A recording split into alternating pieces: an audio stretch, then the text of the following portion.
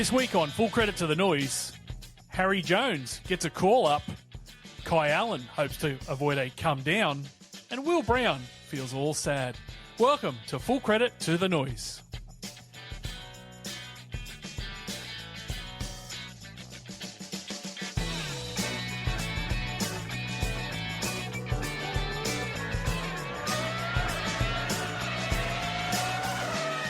Well, hello, good morning, good afternoon, good evening, and welcome to Full Credit to the Noise. You can find this podcast on Twitter, Instagram, and Facebook at FCTTN Podcast. You can find me on Instagram, Twitter, Blue Sky, and Facebook at former_legend. You can find the worker across me on Twitter at AVL_motorsport. He's on at Instagram at AVL.motorsport. He's a man who this week was named as the face of Jetstar. He has come out in strong support of FIFA's Gianni Infantino, saying he's a brilliant mind that is good for the sport. And tonight he's wearing a sleep apnea mask. Welcome to Speak Cafe's Andrew Van Leeuwen. Thank you, Former. That is a terrifying vision of the probably not too distant future, to be honest, the sleep apnea mask. So thank you for bringing that up. Well, to be honest, I was thinking about that as well. I don't know that even for a year's supply of free Jetstar flights, I'd take that deal, to be perfectly honest. But anyway. How is it? You now got to pay to put your luggage above you. I Yeah. wouldn't have thought. What's next? Yep. Pay to use the life jacket in case we ever fall, or where do we in that?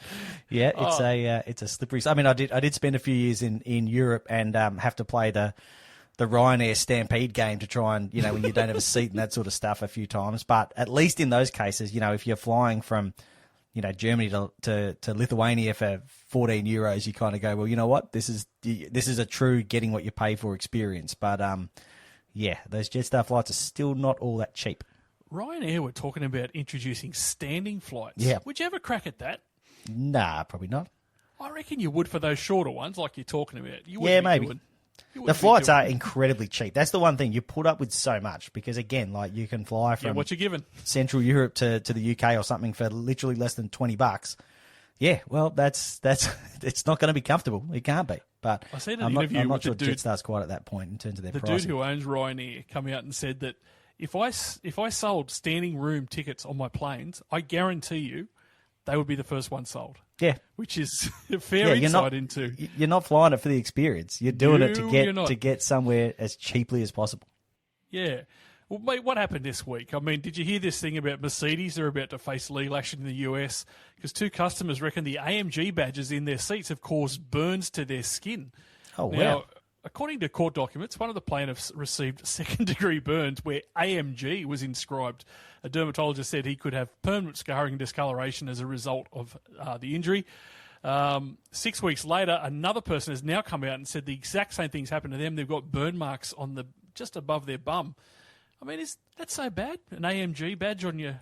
I've seen worse tramp stamps. I was going to say, that's a tramp stamp. Would it be backwards, bud? I'm trying to think of how the mirroring that's a good call. Of how it works. Like, if it was the right way round, people would probably pay to have it done. Is it a seat heating thing? Is it like is the heating element in the... I hate seat heating anyway. It's a very bizarre feeling.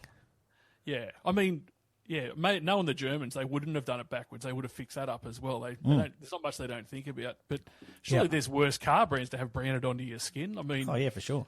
I know I'd like a Chimera branded onto me, but... yeah, I mean, what about a Lada? Yeah, that'd be a good little brand to have showing everyone that you once owned a Lada. I'm not sure that Ladas have heat seaters, to be honest, but anyway.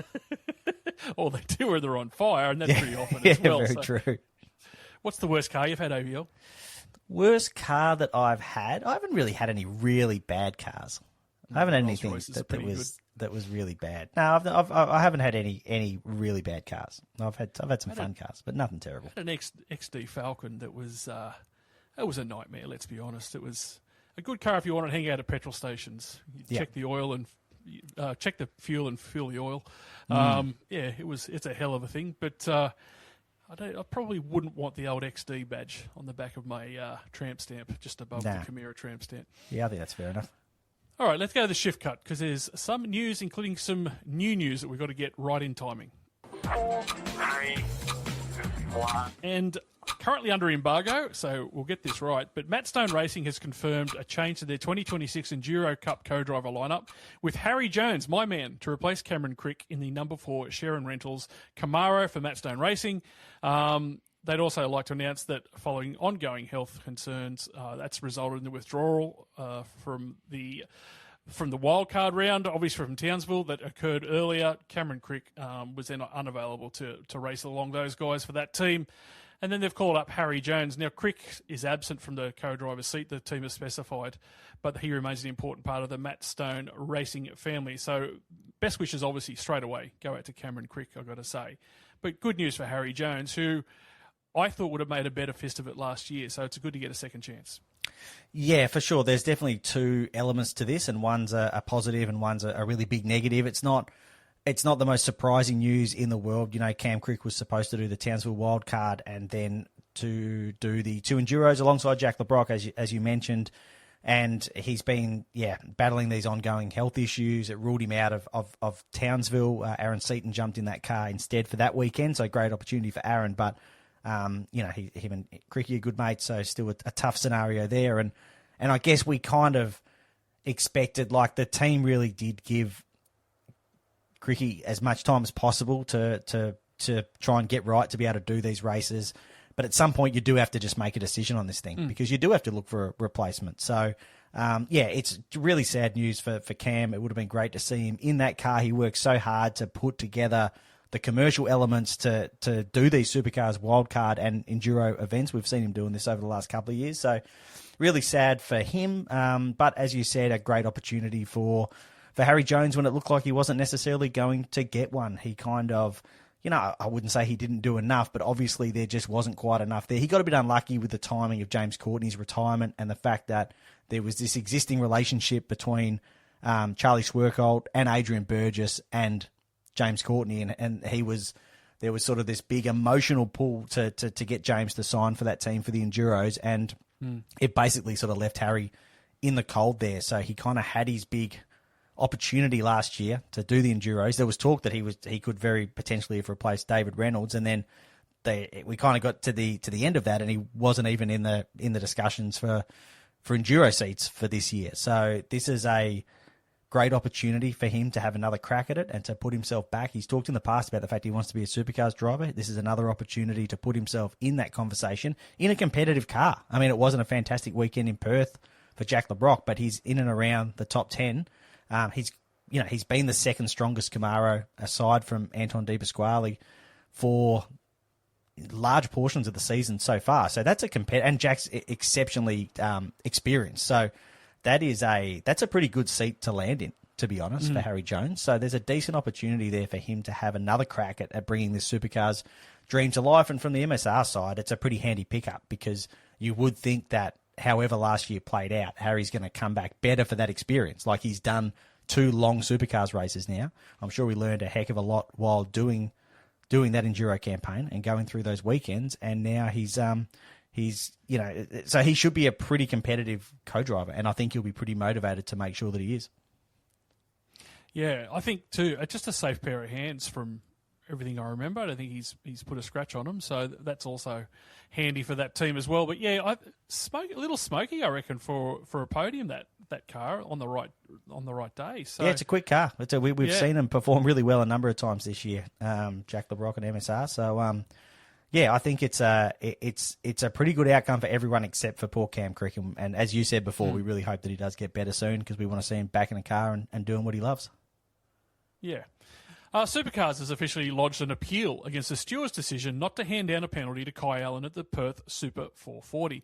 Tyre pressure monitoring sensors detected 2 of Allen's tyres below the 16 PSI minimum pressure while on the grid ahead of the Sunday race. Stewards accepted the breaches had been proven but opted against issuing any penalty due to a series of mitigating circumstances. They chucked out a couple of things, but rivals are then furious of what is widely deemed a black and white rule, which is a recommended penalty of disqualification, had been breached without even punishment. At Hidden Valley in 2021, Nick Percat was able to keep his third place finish despite 2 tyres having dipped below the minimum while on the grid. Stewards ultimately elected only to strip BJR of the team's championship points awarded in that race, despite the recommendation for disqualification. Jake Kostecki, his Matt Stone Racing Commodore, was disqualified the very next event for pretty much the same thing.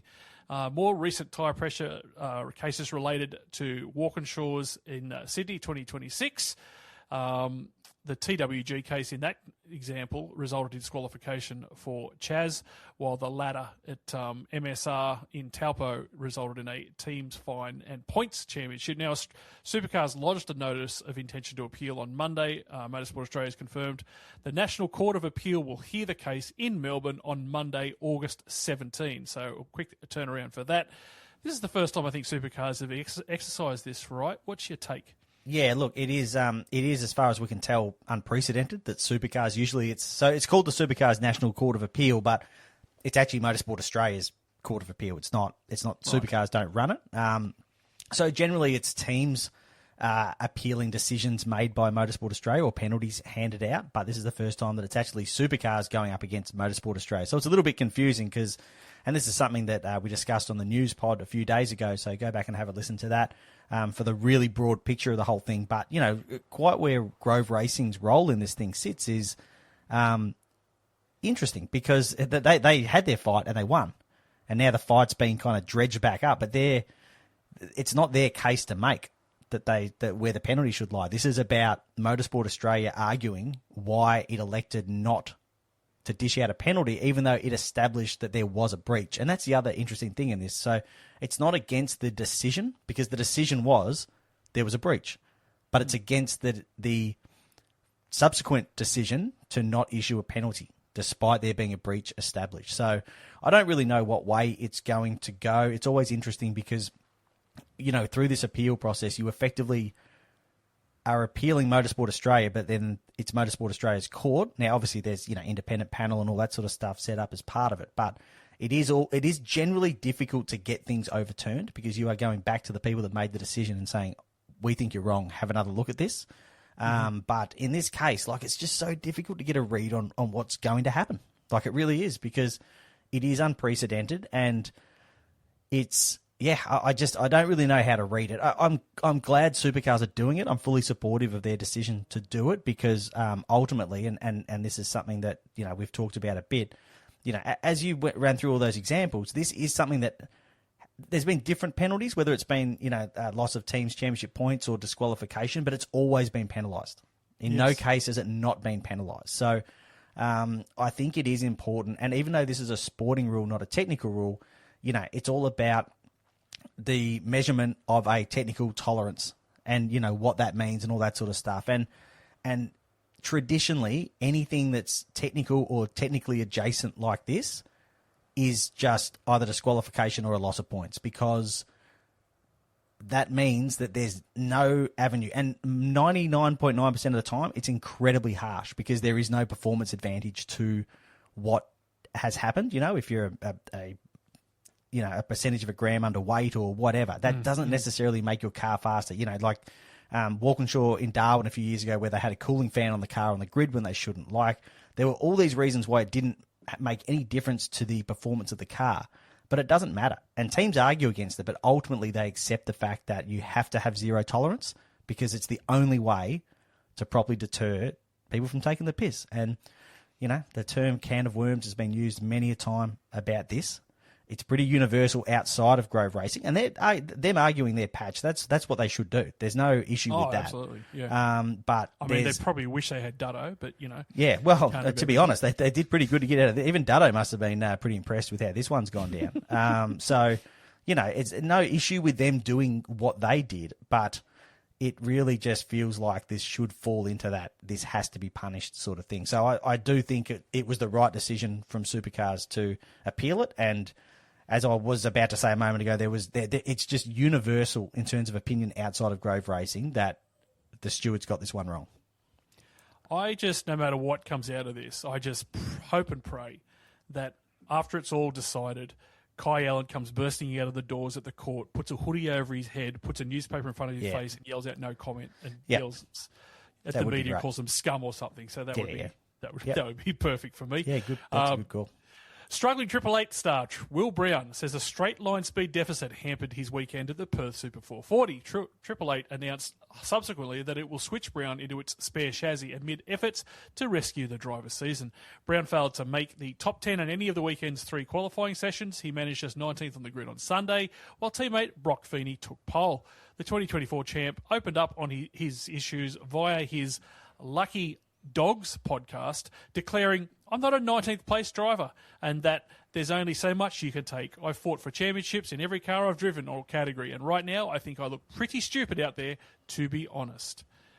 Whenever a team changes their car, it's like throwing the last cards out. Yeah, it's the full kitchen sink approach, and it's quite interesting because Jamie Whincup said on the Sunday evening in Perth after the Sunday race that that they were going to thoroughly investigate what was going on with that car, but that it would be heavily science based. And he used the term it'll be based on science. Like, we need to find out what the problem with this car is.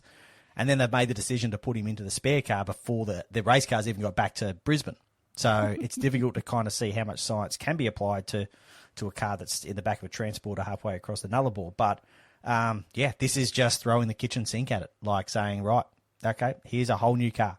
So, if there's something wrong with that car, then that should be gone because here's a whole new one. So it's really going to be interesting to see how qualifying goes in Ipswich because, the pressure's on Will to go and get the job done because, the pressure's on Will to get the job done, providing Brock Feeney is getting the job done. Obviously, if it's a Townsville scenario where they're both struggling, that's a whole different conversation. But if Brock's up the front fighting for poles and Will's still not in the top 10, then, there's got to be more question marks over why this is happening. And suddenly the list of options of what the issue could be starts to narrow. Now, I don't think that's the case. I think Will makes a really good point. Like, he kind of made like he said, I've fought for championships in every car I've ever raced, and he's a Supercars champion. So I certainly would not say for a moment that it is the driver's fault or that there isn't something wrong with the car, but he still has to carry that pressure into what are already very high pressure qualifying sessions in Ipswich. So it'll be fun to watch from the outside. Maybe not so much fun for Will. Walkinshaw TWG is optimistic its B-spec, copyright Stefan Bartholomew's, engine will solve the reliability woes that have peppered Toyota's maiden supercar season. Walkinshaw TWG and UK-based engine partner Swindon Powertrains have delivered updated valve train components in the lead-up to the all-important Bathurst 1000. The first updated engine was completed in time for ride day duties in Perth on Monday before a full day of testing on the Ben's West Circuit. Chaz Mostert and Ryan Wood shared driving duties at the South Australian venue, while Supercars representatives, including engine chief, Craig Haystead, were there as well. We're really happy to have ticked off 520 kilometres with no issues, Walkinshaw's TWG team principal Carl Foe told Speed Cafe at the Bend. We also did 250 kilometres on Monday at the ride day, which is a terrible duty cycle for the engine and something we've not been able to do for a while. I mean, it could have been worse on the ride day, Carl. I could have been the passenger at all of those trips around Barbagallo, but I wasn't. So, very interesting. Yeah. Tell me this. There is fan concern over the fact that they've gone and basically done a lot of laps around, I know it's only the West Circuit, but the Bend is the Bend is the Bend. Is that an advantage, an unfair advantage? Oh, I mean, they were running on the West Circuit, which they're going to use for the Bend 500. Well, there you go. But I don't really see it as Supercars wouldn't allow it to happen if there was a huge performance advantage. So I don't know if it would have been a case of you're not allowed to touch the setup or whether it was a case of here's the setup you have to put in the car and then not touch it. But they would have been limited on any chassis tuning they could do because that would be, doing 500 kilometres of meaningful testing. Yeah, that'd be a massive performance advantage. But rolling around with a setup that's not representative of what you're going to race with just to put miles on the engine, what's Chaz Mostert and Ryan Wood really going to learn? They've done enough laps at the Bend. They've raced on this, well, Ryan Wood might not have, but they've raced on this West layout before. It's not in this car, but no, but it's again, if you can't tune the car, what are you learning? You can't improve. If you can't improve the car, then there's not much to learn. It is just miles. So I think it's not something that anyone has flagged as an issue in the paddock. And again, if we go back to the Kai Allen penalty situation, when teams are unhappy with something, they will be very quick to say that. So no, it's not there's absolutely no performance gain for it. At the same time, it's critically important for Supercars and Toyota, and obviously its homologation team, Walkinshaw TWG Racing, to get on top of these niggling valve train issues, particularly with Bathurst coming up. It's far more important that they can put the miles on the engine and build their confidence that this B spec package. Maybe it's Bartholomew spec. Maybe that's what the B stands for. Although Stephen might want to see how well it goes before he puts his name to it. But yeah, it's important for them to get on top of this and make sure that there's 10 motors ready for the 5 Supras heading into the Bathurst 1000. Yeah, I mean, if they really wanted to put it under real stress, they should have just said, Ryan, you drive it all day in the truck assist car because that car is the one that always breaks down. Yeah, so, it's a good point. Maybe that's what they should have done. If they've had a great day, Team 18 had a pretty shit day with the Super Cheap Auto wildcard. They said after their testing at the Bend, it's a little undercooked, their testing schedule. The number 15 Chevrolet Camaro was at the South Australia circuit to ticking off Bailey Hall's allocated test ahead of his outing in the Sprint Cup finale at Ipswich this month. He only completed an estimated 20 uninterrupted flying laps throughout the day as the team traced an electrical issue. Enduro Cup co-driver Craig Lowndes was on hand to complete his permitted 10 laps but didn't even get to sit in the car due to the interruptions. It meant that the team was unable to complete any pit stop practice while Hall missed out on a planned list of setup changes. The wildcard will have his second test outing as part of the full field day at Queensland Raceway following the Ipswich Super 440. Not ideal. Ideal. No, definitely not. I mean, that opportunity to test on a track where you're going to go racing on in a few weeks is massive. So to miss out on those miles is that will hurt that program. There's no doubt about that. And even for Craig Lowndes, like he was only, as you said, permitted to do the 10 laps because it was Bailey Hall's test, not his test. But Craig isn't doing a whole lot of racing, so even 10 laps to just kind of brush a bit of the rust off, I reckon he would have been pretty keen to do that. So that's certainly has put them on the back foot a little bit. The good news is that Bailey does get that whole race meeting at Ipswich to go out there and get some laps. But still less than ideal, no doubt about that. SRO Motorsports Australia wants next year's GT World Challenge Australia return to Mount Panorama to mark the start of a long-term agreement.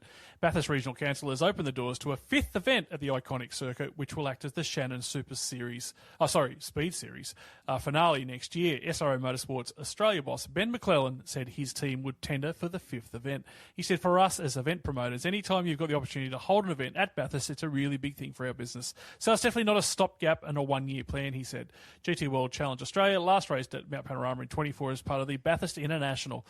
Good times. Next year's Speed Series finale at Mount Panorama is slated for October 29 to 31. I have some questions for you. What do you reckon Bathurst Council's tick of approval, like what do they want to see from this event that would give them an indication they want to go for 5? Would it be crowd dependent, do you reckon? I honestly don't know. I don't know what their metrics are that they base whether an event works or not. I can't imagine it's going to draw a massive crowd. But I'm guessing that I guess you have to pay for this spot on the track, right? So it may be as simple as long as the check clears, then life's good and it can continue. But I don't have a full handle on the funding model. So I'm not 100% sure. But, as I've said in the past, nothing against GT World Challenge Australia or SRO or whatever. I just struggle to get excited about this. It just doesn't, I feel like it's exactly the same as having a Supercars sprint event at Bathurst as well. Like, ooh, don't say that. There is the big GT race at Bathurst, and maybe it should just be left at that. But anyway, there's people smarter than me involved in these decisions, and they obviously feel it can work. So let's wait and see what happens. Gut feel, I think at the least there should be a change of date. I just don't think something that does runs, feel very 3 weeks. Yeah. After the 1,000. And look, I know everyone's got to sort their calendars out, but that to me seems like it might be a better idea to find a different slot in the calendar for a definitely. trip. All of those things just contributed to it feeling, I hate to say it, but a little underwhelming to me that's kind of, that's the big 5th event at Bathurst. But, maybe it'll work. I just sort of, look, maybe this is something to give particularly the GT3 part of that whole GT World Challenge Australia program a bit of a kick in the backside, and maybe it is going to get more cars out and more cars racing. I hope so. Looking to bank some miles before the 12 hour the next year and that sort of stuff. Maybe that's where it will work because we kind of, we see GT4 really pumping at the moment, but, there's the field numbers for GT3 aren't fantastic. and they're expensive cars to run, and that something needs to be done to try and get more of them out on track, to ensure the long-term future of that Speed Series product, because that's meant to be the halo product. And even you look at something like GT4, like these things, there's no reason to suggest this is the case, but they can be fads as well. Like your grid size can drop off really quick for a whole range of different circumstances. So, geez, you're savage on GT racing. No, I just think that I don't think it would be any great secret in the SRO Motorsports Australia office that it would be nice to have a bit better balance between GT3 and GT4 in terms of field numbers. Ideally you'd have 30 cars in both of them, but it does feel a little precarious at that kind of, what is it, like 12, 13 cars for GT3? I totally agree. Yeah. I totally agree. Although I wonder whether a date like this maybe might tempt overseas teams to bring a car over and leave it here until, although it is 6 months, it's not even close enough. It's a long time, and now they've they've built in this additional testing as part of the of Bathurst 12 hour as well. So you can pay your money and get your extra day of running on the Thursday of the 12 hours. So that probably de-incentivizes teams from doing something like that. So, but for local crews, it could be a pretty good way to get some miles or to give drivers a chance and sort of see, is this someone we should have in our 12-hour lineup? So maybe that's the silver lining as to how or why this might work. Audi F1 boss Mattia Binotto has played down speculation linking Carlos Sainz and or Oscar Piastri to his team, insisting he's entirely satisfied with his current driver pairing of Nico Hülkenberg and Gabriel Bortoleto. McLaren's Piastri has been touted as a potential future target for Audi if he decides to walk away from the Woking squad or if he is replaced by four-time champion Max Verstappen. Binotto was quoted in an interview with Racing News 365 stating, "They are two very fast drivers and I'm happy because they are fast drivers. Both of them would be a good lineup. The fact that other drivers are linked to our team, I can be very happy because it is showing the credibility our project is improving." Kind of, if Oscar did this, it would be Daniel to Renault-ish. In the short term, yes, but I don't think that's actually on the table. This is all kind of, there's just going to be this swirling speculation about all this stuff, but I still think the smart money is on Max Verstappen being in a Red Bull next year and Oscar Piastri being in a McLaren. And more. I think you're right, mate. Yeah. I think that's the way it's going to go. In probably the biggest story in motorsport, I just thought I'd throw this in there. In the past 7 days, Lewis Hamilton has shared first photos of his new puppy Halo. He's named Halo because Lewis said that if he's in a car crash in his road car, he's going to throw the dog in front of him to save him. So that's fair enough too. Yeah. Kiwis and Aussies overseas. We'll start with IndyCar. It was at Portland. Qualifying saw Will Power in third, Scotty Dixon 11th, Scott McLaughlin 13th, and Marcus Armstrong 20th. In the race, Will grabbed a podium, finishing third. Scott McLaughlin was 7th, Scotty Dixon 14th, and Marcus Armstrong ran last. I should just chuck in the Indy NXT because Lockie Hughes grabbed second at Portland, while Jack Beaton, fellow Aussie, ran 10th. And in the points, those guys are 5th and 8th respectively, so well done to those guys. In NASCAR, they went to Iowa Speedway for the long-range Missile 400, where Shane Van Gisbergen qualified back on row 12, and then in the race he spun on lap 91 of 350. 91 of 350. Jesus Christ, AVL. And he went on to finish 30th in a day to forget. The race was won by Ty Gibbs. In MotoGP, the sprint race on Saturday saw Jorge Martin take the victory as Aprilia's grabbed the top 3 spots. Marc Marquez was a dismal 9th position after tyre issues. And then in the GP last night, it was the third podium lockout of the year for Aprilia as Raul Fernandez collected the win for Trackhouse. Martin grabbed second and Marco Bezzecchi was third. Moto2, Senna Agius could only crack P11 in qualifying but had a race to forget, falling to 20th with bike issues and never improved from there. And in Moto3, Joel Kelso showed some pace. He grabbed 10th in qualifying, and in the race he climbed to 6th, going the right direction there, Joel, so well done. We'll come back after the Super Cheap Annie ad for the blind draft, AVL. Back in a minute. Full credit to the noise. G'day, Super Cheap Autos, Digest employee, former legend here, and I'm back with some incredible post-Barber Gallo, Wanneroo, Carco, Motor Mall, Supercar round specials for you at Australia's leading auto spares, parts and accessories retailer. Got yourself trapped in some sand? Are you axle deep in dirt and shit? Then come in and grab yourself a Brody Kostecki bucket and spade. They're just $30 each, and you'll be able to dig that Mustang out in probably 45-50 minutes. Do you need to barge a big bloke out of the way? Is there a fella that leans on you a little bit too hard and a little bit too often? Then come in and grab a pair of Kai Allen shoulder pads. These bad boys will have you barging the big man on the campus out of the way and will clear the road to 5th place. They come complete with a pair of one-size-fits-all big boy pants, and they're just $50 for the pack. Are you worried about your tyre going flat? Are you hearing the bead roll off the rim? Then swing in and grab some Matt Payne tyre mousse. Perfect for a deflating tyre, this goo will keep you on the road and into pit lane at only $22 for 500 mils. Are you looking to end a drought, much like I'm trying to? Then prepare for the aftermath and grab a pair of Brock Feeney bag of rags. Perfect for cleaning up any mess when you finally break a drought. This spill kit will cover up any fluid and they're just $32 a bag. Are you worried about the accuracy of your tyre pressure reading? Then get this official tyre pressure gauge, which guarantees to give you an accurate read to within 0.4 of a PSI. Not that it matters, but come in and grab one anyway and stick around for the court case in 7 days. They're just $19 each. Do you need to get every drop of fuel into your car? Then swing in and grab this DJR fuel nozzle. Perfect for getting every last milliliter into your fuel tank no matter how long it takes. You can leave your pit bay knowing that you'll only need 1 or 2 more pit stops to make sure all the petrol's in the tank, and they're just $12 each. And don't forget, we still have plenty more of those Ryan Wood Black Cats, perfect for bringing bad luck on any bastard. They're now down to $9 a cat, or $12 if you want a live one.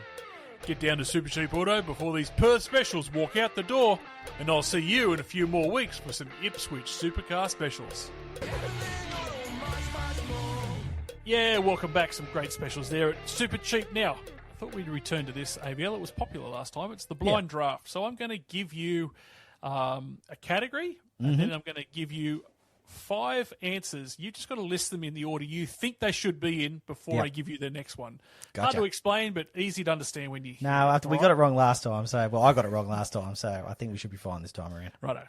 So our first category, best co-driver in this year's Enduros. 1 to 5. Yep. Nick Percat, where are you going to put him? Oh, strong start. Yes. It feels hard to put him number 1 straight up, but I'm kind of... No, let's put him number 1. Let's do it. Okay. So you've got Nick I'm Percat nervous. at number I'm 1. actually very nervous. Where are you going to put Scott Pye? Ooh. Feel like if I don't put him second, I'm going to get even that may raise a mention on one Podcast of our Wars. on one of our friendly fellow podcasts. He does a good job, but I feel like I'm not being anywhere near strategic enough here. So let's put him 3. Next person, Richie Stanaway. Man, Former winner. he really could do anything. That's those BRT cars If are you good. tell me, Well, they can be let's good. hope it rains. Don't say it, hope it rains. Whatever you do. If it rains, I'd be. Here we go. He would be number 1. 7. This is you really. I'm gonna put him 4th, and I'm probably gonna regret it. Okay, the next one. So you've got 1, 3, and 4 taken up. Yep. Next one, Craig Lowndes. It's always a question of whether he's actually a co-driver or a primary, but for the sake of the It says on the entry list exercise, that he's a no, I'll put him at 5th. Let's be honest. He's like a Supercars legend, still incredibly fast for his age, very experienced, but you would think there's a lot of fast drivers out there. I feel like I'm really going to get hosed on second here somehow. I feel like you've got a nasty surprise waiting for me. Ruben Goodall has grabbed second in your list. So well done. Okay. Well, that's. I don't mean to be mean to Ruben. I'd love to see Tommy Randall have a blinder of an enduro campaign. So yeah, all right. Let's go with that. Best first corner in Australian motorsport. Ooh. Okay. Yep. Hell Corner. See, I guess it's what do you mean by best? So I guess maybe that's my decision. Like, is it? That's your choice, mate. Is it? I mean it is a good first corner. Let's put it second. Senna Chicane at Adelaide. Oh man, that is good too. Trying to think of where the banana peel is sitting here on this one. I'll put it first. I love watching cars fly through there. Yeah, I think that's a good choice. Brabham Corner, Albert Park. Is that what the first sort of 2 Yes. corners there is called, is it? I had to check that, but I believe that's what it's called. That's if you hadn't said what circuit it is, I would have been very confused. I You can see some. All right, let's put it fourth. It's a big stacks there in the Yeah. time. Moffat Turn, Sydney Motorsport Park. Oh, that's a beauty. Well, what have we still got? What's still available? You got 2 and 5. 2 and 5. Yeah, let's put that. Let's put that 2. Geez, poor old Turn 1 at Baskerville. Doesn't have a name and you put it in 5th, so that's fair enough. You probably got that about right. Yeah. All right. Best livery of Supercars in 2026. Okay. BRT Liquimolli. The white See, this one is I struggle with because the black it's wheels. so good, but it would be so much better with black wheels, and it makes me upset every time I see it. It makes me angry. But it's still pretty good, so let's put it second. The DJR Yellow Shell Mustangs. Yeah, it's number 1. Yeah, I like that. Dave Reynolds, Snowy River Caravans car. It looks all right. We'll stick it fourth. Aaron Seaton, MSR Superior Cranes Peter Jackson Retro Livery. Yeah, well, that's going on whatever highest is left. Is that third or second? Yep, third. Yeah. Yeah, which leaves Cameron Hills Rest Point Country Club. Yeah. I think I'm figuring this game out. Putrid. I'm starting to work it out. Well, good luck with this next one. Oh, God. The best TV motorsport pundit. All right, Oh, dear. Yep. Ted Kravitz. 50th. 5th. Yeah. Frosty Winterbottom.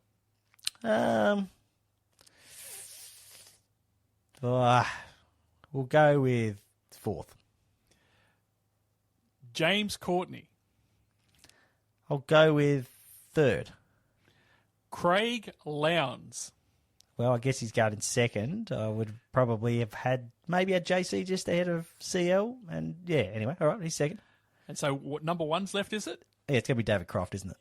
Not in my books would Jacques Villeneuve be number 1, but it's a brave choice from you, and good for you.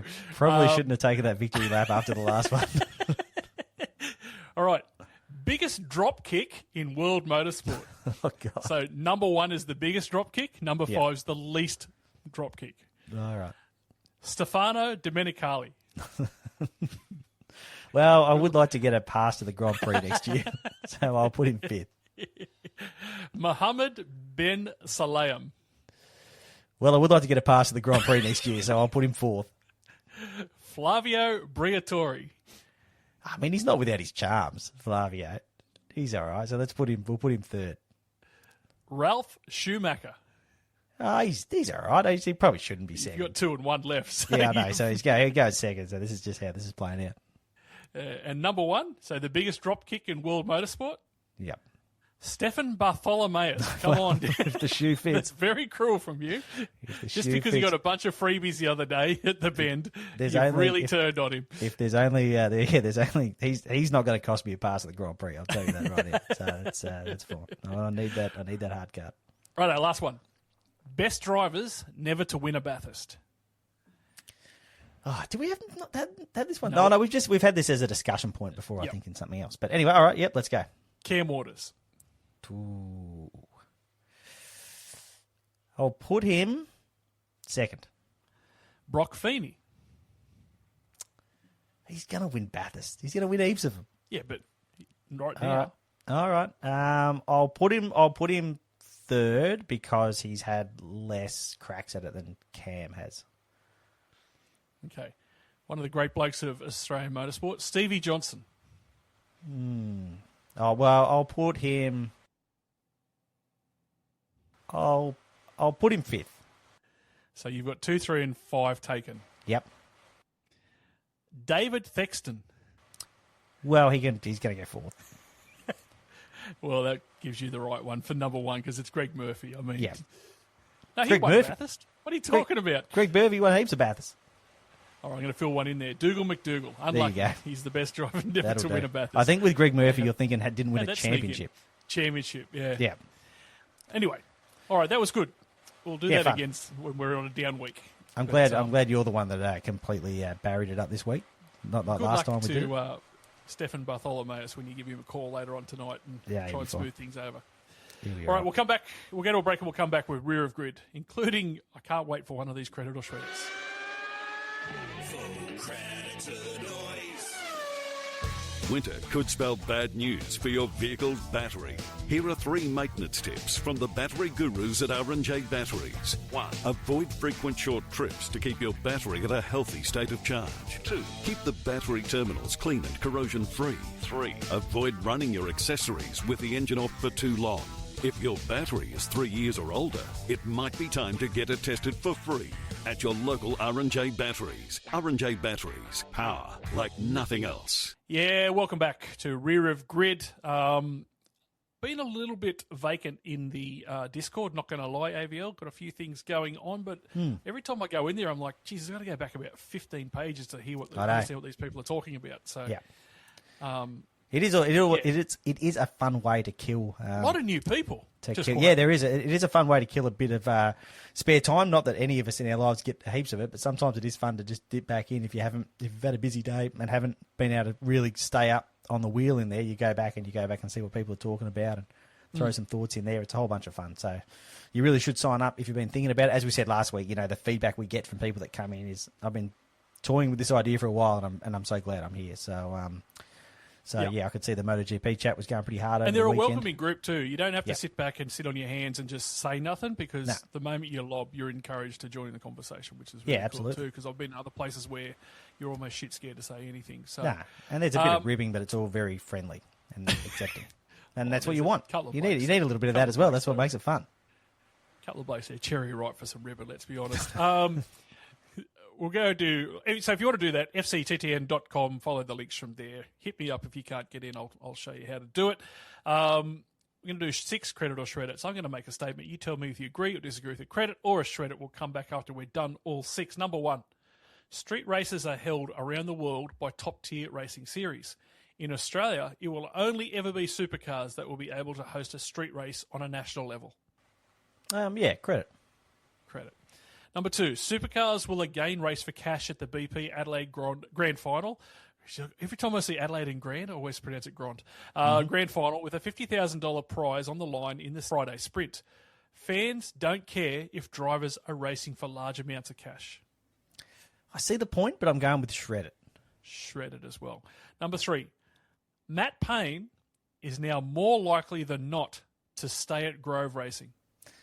That is a fascinating one. I'm going to still go on the shredded side of this right now. Yeah, we'll get back to that in a minute. I'll say shredded as well. It was reported this week that Arvid Lindblad has flagged an ambition to race supercars.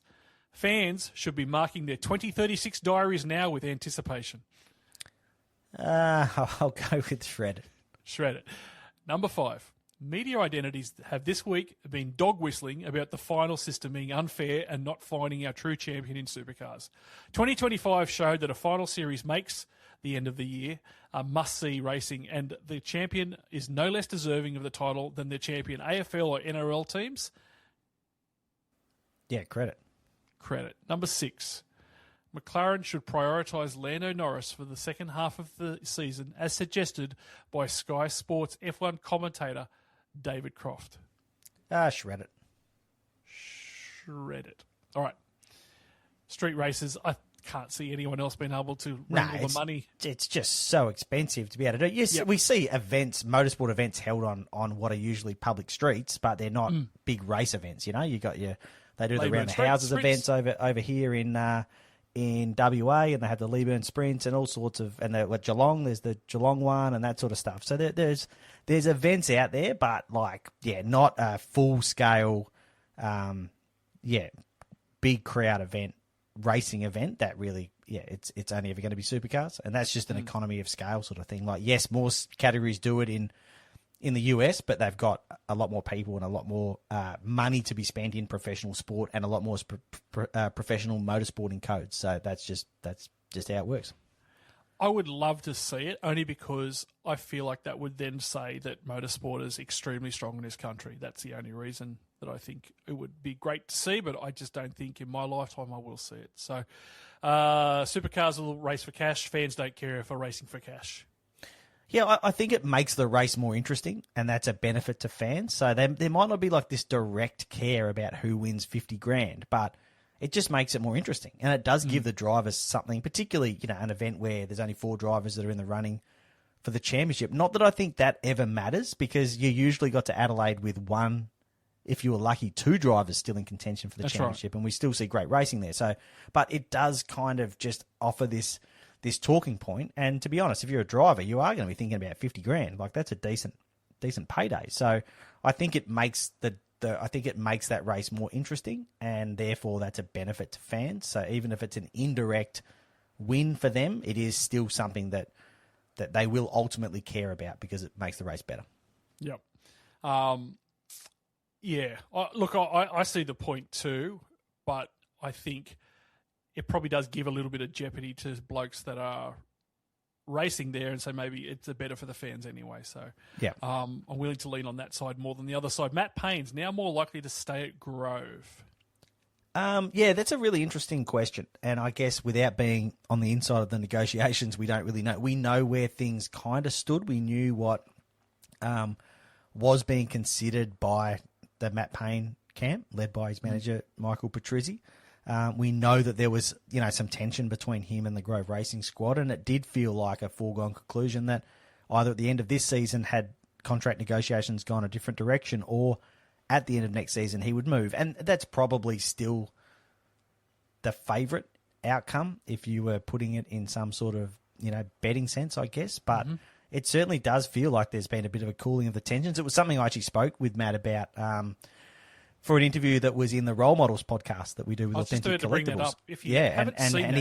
And he was very candid about the fact that because again, I made the point to him that in Darwin it felt like Patrizzi was in every garage except the Grove Racing garage, and then he was seen in the Grove Racing garage and seemingly getting on quite well with the Groves over the Perth weekend. So I asked Matt about that, and he was quite open about the fact that things have calmed down, everyone's getting on pretty well.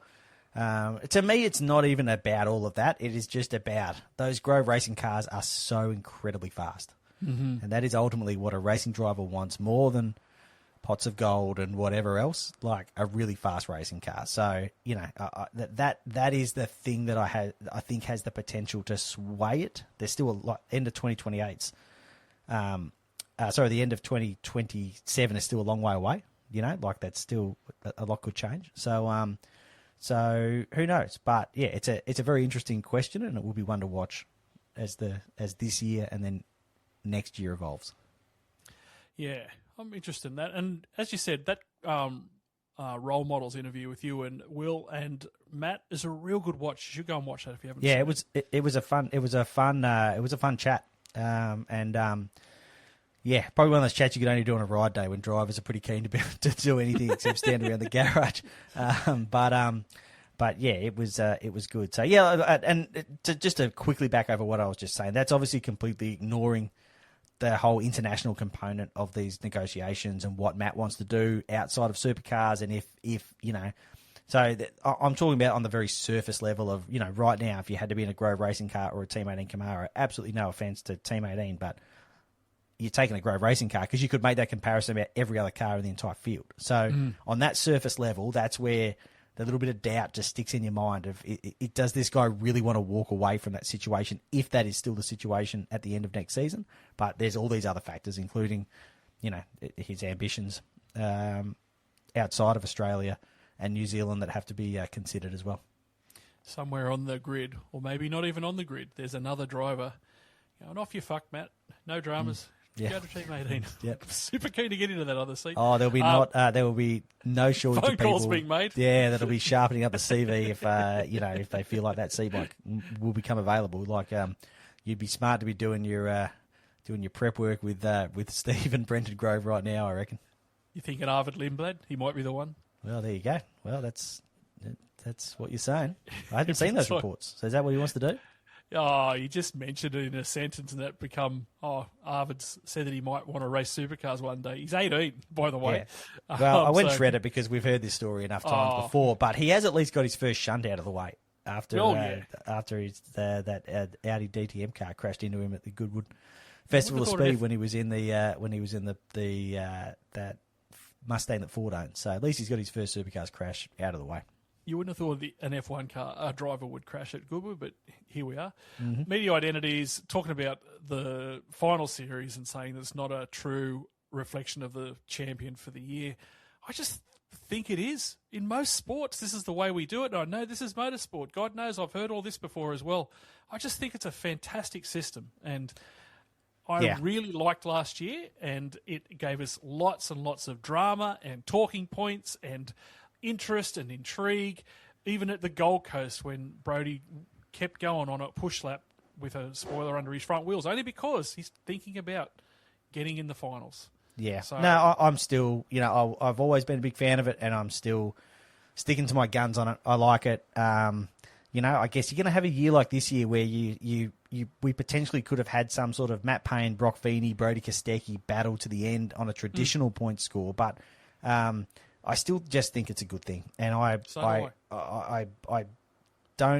can't look back at Adelaide last year and think, nah, that would have been heaps better if Brock Feeney had gone there with the title sealed up, or had sealed it up on the Friday night through a sheer mathematical equation. I just can't. My brain just can't compute that to be something that we should consider. So, and this whole in AFL and NRL you don't have to race, you don't have to compete against other teams on grand final day. Well, I just think that makes it more impressive and more fun. There's lots of other things that just AFL makes it. NRL have to put up with, like referees and injuries and things like that. Yeah.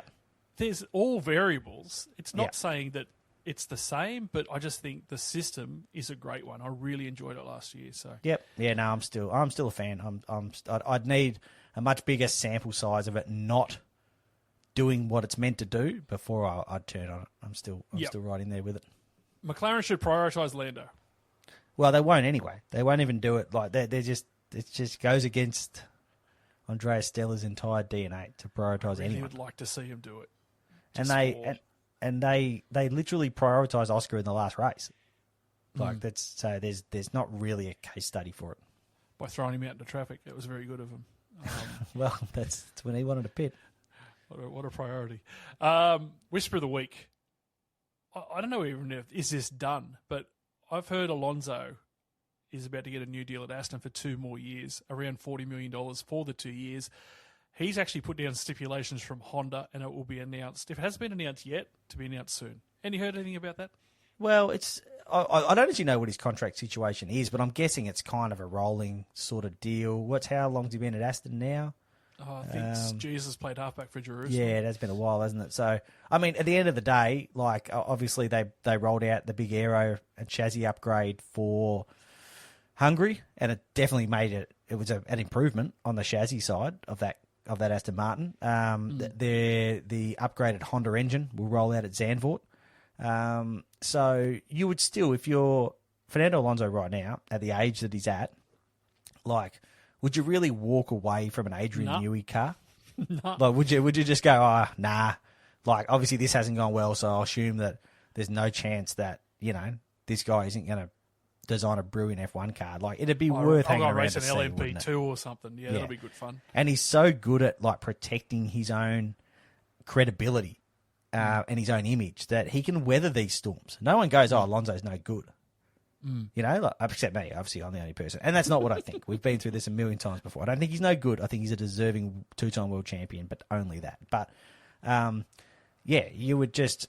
He's got nothing to lose but to hang around for a couple more years and see if Adrian Newey Have they got anything to lose strikes. by signing him? Not really. He's still among the better of the drivers on the grid. You would still back him in the right car to go out and win races. He's still good enough to do that. If you give him a Brawn 2009 spec advantage of a car, it's not like he's not going to go out there and win the world championship, is he? He would. True. He definitely would. So I reckon I think there's absolutely no risk of him going anywhere because you just can't make it make sense that you would either retire or go to an Alpine or something like that. But why would you? Adrian Newey's designing this thing. Yes, it didn't go well this year, but you just wouldn't put it past him to get it right next year. Yeah, I agree. Well, mate, that might do us for this week. Don't forget you can follow this show on all the social media at FCTTN Podcast. You can read AVL's excellent work over at speedcafe.com where they break all the big motorsport news first. I've been former legend. He's been AVL. This has been Full Credit to the Noise, and we'll see you at the Leeburn Sprints. See you there. Full credit to the noise.